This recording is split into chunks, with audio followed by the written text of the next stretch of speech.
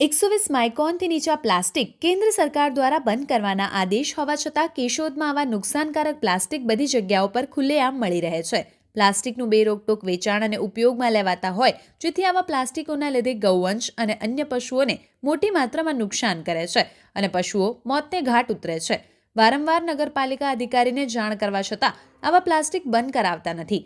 આજરોજ એલએનસી ગ્રુપ, હિન્દુ સમાજ અને સમસ્ત હિન્દુ સંગઠનના લોકોએ તાત્કાલિક પ્લાસ્ટિક બંધ કરવા આવેદનપત્ર આપી માંગ કરી.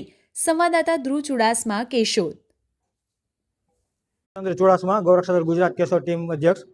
અને અમારે ઘણા સમયથી એક પ્રશ્ન હતો, પ્રતિબંધિત પ્લાસ્ટિક જે સરકાર દ્વારા પ્રતિબંધ કરવામાં આવેલા છે, પ્લાસ્ટિક ખાઈને ગૌવંશ રીબાઈને મરે છે.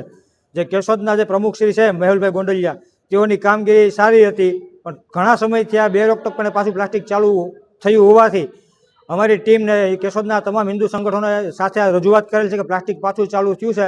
જે વેપારીઓ પર કાયદેસરની દંડકીય ફોજદારી કાર્યવાહી કરવામાં આવે અને આ ગૌહત્યા મુક્ત કેશોદ કરવા અમારે વિનંતી કરવા આવેલા હતા. ઘણા સમયથી આ કેશોદમાં બેરોકટોક કોઈ પણ જાતના દંડ કે કોઈ પણ જાતની બીક વગર આ ખુલ્લામાં પ્લાસ્ટિક ચાલુ છે.